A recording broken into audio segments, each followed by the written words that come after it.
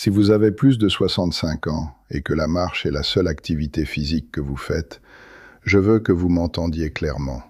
Marcher, c'est bien. Je n'ai rien contre la marche. Mais si la marche est l'intégralité de votre plan, cela risque de ne pas suffire pour protéger votre force, votre équilibre et votre autonomie. Cela surprend beaucoup de monde, parce que la marche donne une impression de santé. Elle paraît raisonnable, elle paraît être le bon choix. Et, pour être juste, elle aide réellement. Elle aide le cœur, elle améliore l'humeur, elle favorise la circulation, elle aère l'esprit. Je veux que vous continuiez à marcher. En revanche, je ne veux pas que vous croyiez que la marche, à elle seule, couvre tout ce dont votre corps a besoin après 65 ans. Parce que j'ai vu trop de gens faire cette erreur. Ils me disent « Philippe, je marche tous les jours ». Et 2 minutes plus tard, ils m'expliquent qu'ils ont du mal à se relever d'une chaise, qu'ils se surprennent à s'agripper au plan de travail plus souvent qu'avant, qu'ils ont eu une frayeur sous la douche, qu'ils ont cessé de voyager parce que les escaliers, les trottoirs, les journées passées debout sont devenus moins prévisibles. C'est cela, le décalage. Ils se sentent actifs, mais leur capacité du quotidien continue à glisser. J'ai passé 18 ans comme officier chez les chasseurs alpins. Pendant longtemps, j'ai cru que davantage d'efforts résolvaient presque tout. Pousser plus fort, s'entraîner plus dur, encaisser. Puis je me suis heurté à mon propre mur à la fin de la quarantaine. Ma tension artérielle montait. Je récupérais de plus en plus mal. Mon corps m'envoyait des signaux clairs. La force brute ne suffisait plus. J'ai dû cesser de penser comme un homme plus jeune et commencer à penser comme quelqu'un qui voulait rester capable pendant encore des décennies. Cela a complètement changé ma façon de voir l'exercice après 60 ans. La vraie question n'est pas « est-ce que je bouge ?» La vraie question est « est-ce que j'envoie à mon corps le bon signal ?» Et après 65 ans, vos muscles ont besoin d'un signal plus net que celui que la marche leur donne habituellement. Ce n'est pas parce que la marche vous a trahi.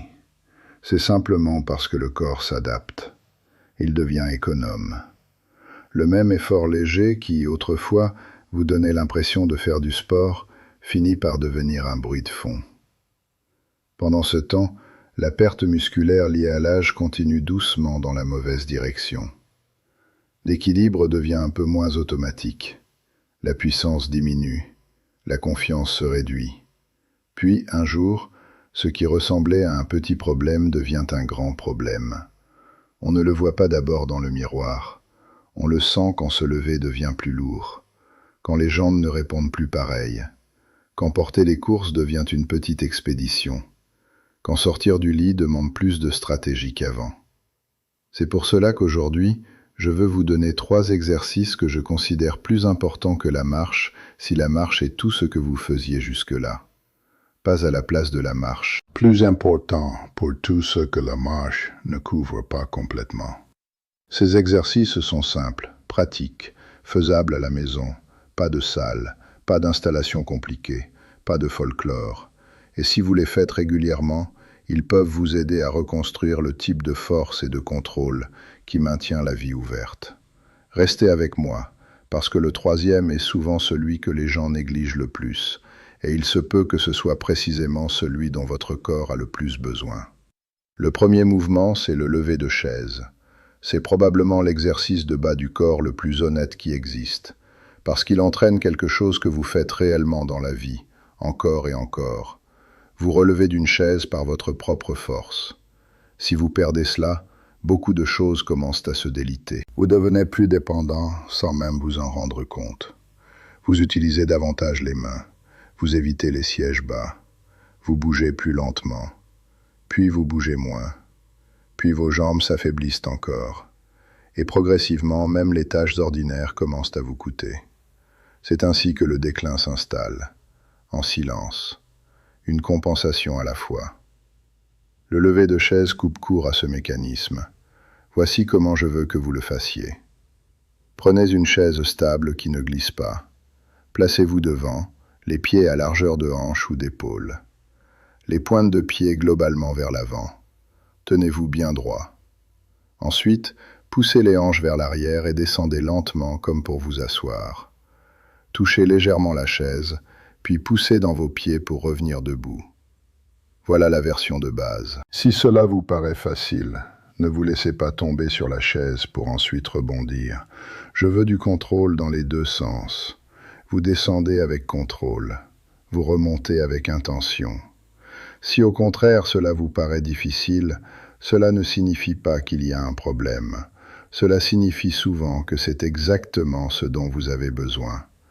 Utilisez les accoudoirs ou posez légèrement les mains sur les cuisses si nécessaire au début. Il n'y a aucune honte à cela. Je préfère une version assistée bien exécutée qu'une version orgueilleuse mal faite. Pourquoi ce mouvement est-il si puissant? Parce qu'il entraîne les muscles qui comptent le plus pour l'autonomie. Quadriceps, fessiers, hanches, tronc.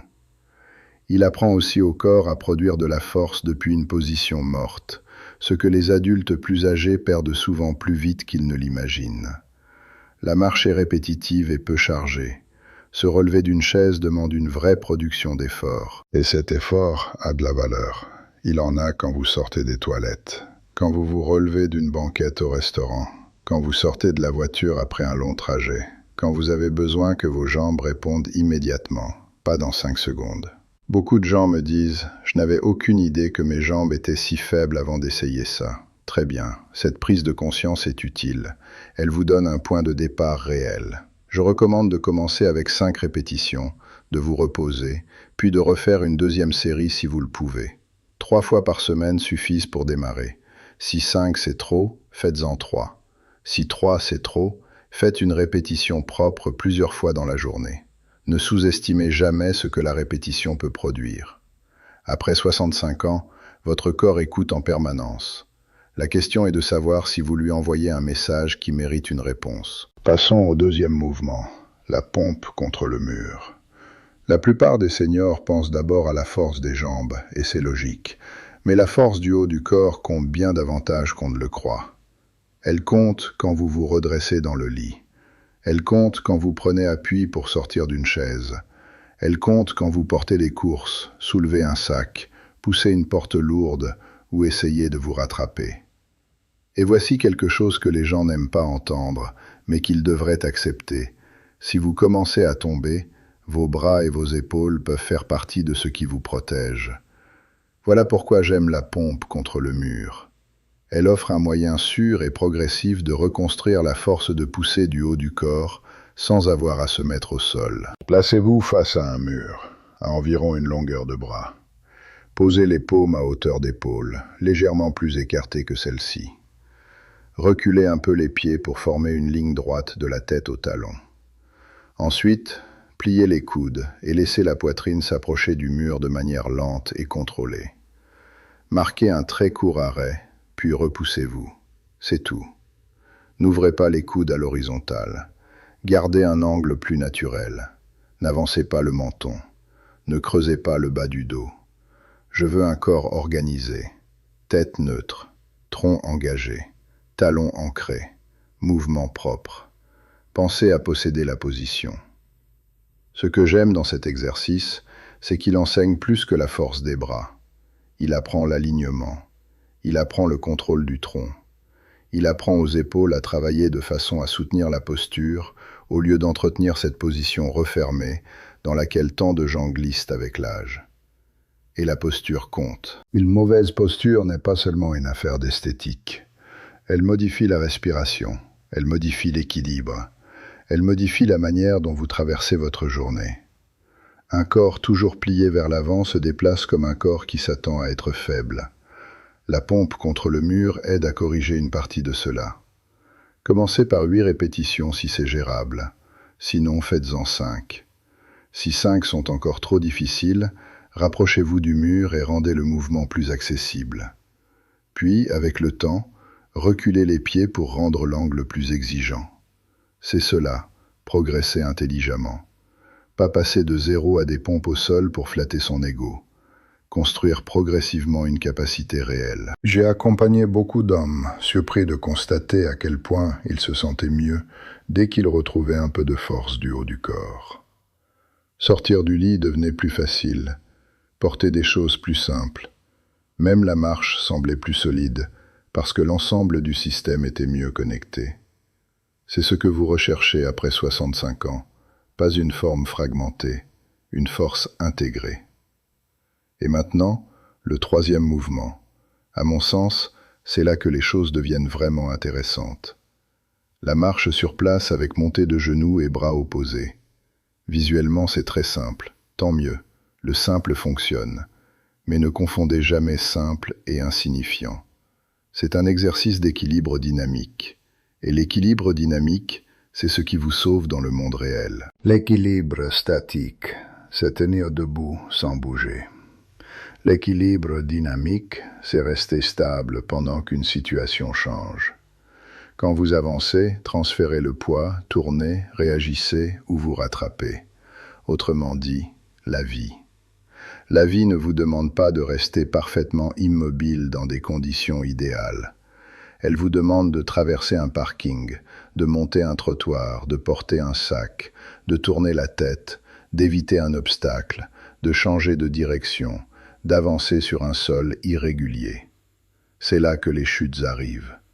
Et c'est pour cela que ce mouvement compte. Tenez-vous bien droit près d'une chaise solide ou d'un plan de travail. Prenez un léger appui si nécessaire. Levez un genou comme pour marcher, pendant que le bras opposé avance. Puis redescendez avec contrôle et changez de côté. Genou droit, bras gauche. Genou gauche, bras droit. Lentement, délibérément, avec maîtrise. Pas dans la précipitation, pas dans le désordre. Pas en laissant le corps partir dans tous les sens. Ce que cet exercice entraîne, c'est la coordination entre le haut et le bas du corps, exactement comme dans la vraie marche et les vrais déplacements. Il met aussi en jeu l'équilibre sur un appui, parce que chaque fois qu'un pied quitte le sol, l'autre jambe doit vous stabiliser. Et c'est souvent là que la vérité apparaît. La jambe tremble un peu, le buste vacille. Le corps veut accélérer pour traverser rapidement la partie faible. Très bien. C'est une information utile. Le problème avec l'équilibre, c'est que beaucoup de gens commencent à le travailler seulement après avoir eu peur. Moi, je préfère que vous le travailliez avant que la peur n'entre en scène. Ce mouvement réveille aussi le tronc, surtout les muscles qui vous empêchent de basculer quand le poids change de côté. C'est important chaque fois que vous tournez, contournez quelque chose ou récupérez après un faux pas. Je vous conseille de le faire pendant 20 à 30 secondes, de vous reposer, puis de refaire 2 ou 3 tours.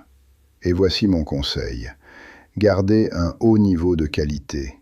Montez avec contrôle. Redescendez avec contrôle. Tenez-vous grand. Regardez devant vous. Respirez normalement. Si vous avez besoin des 2 mains sur un support au début, très bien. Commencez là.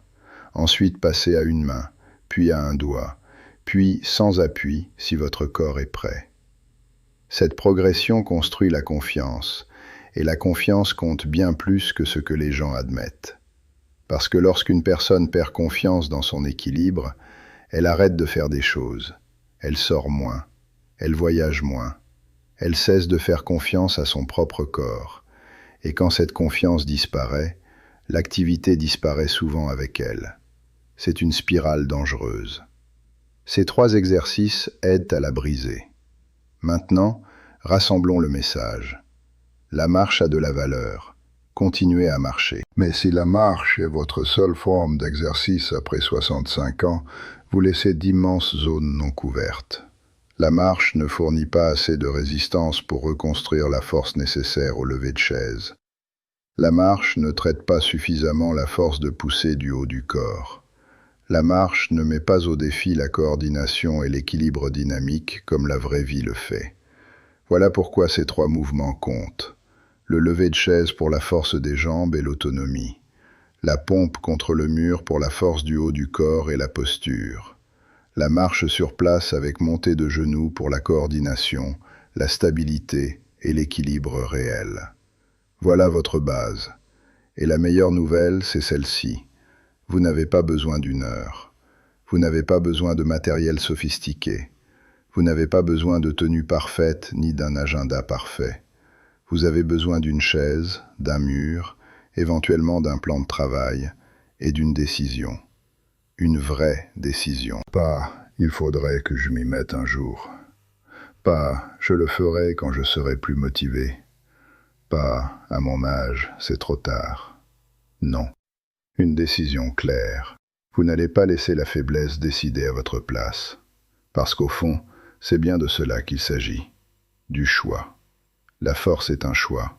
L'équilibre est un choix. L'autonomie est un choix répété assez souvent pour que le corps commence à vous croire. Et je tiens à préciser quelque chose.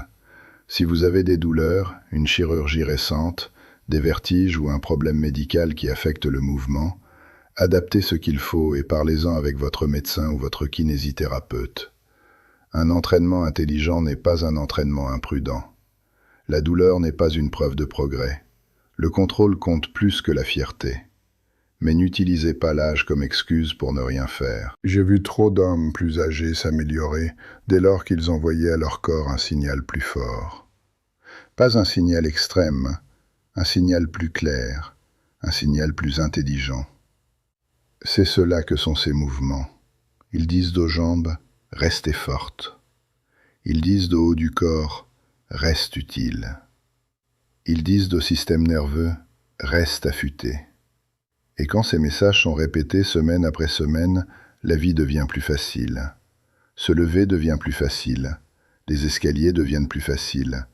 Voyager devient plus facile. Récupérer devient plus facile. La confiance revient. C'est cela que les gens veulent vraiment. Pas un entraînement pour lui-même. Ils veulent que leur vie redevienne ouverte. Alors voici ce que je veux que vous fassiez. Cette semaine, 3 fois. Seulement 3. Faites 5 levées de chaise. Faites 8 pompes contre le mur. Faites 20 à 30 secondes de marche sur place. Cela suffit pour commencer. Et lorsque cela commencera à devenir plus facile, ne vous arrêtez pas. C'est précisément là que cela fonctionne. C'est là que le corps s'adapte. C'est là que vous devez continuer.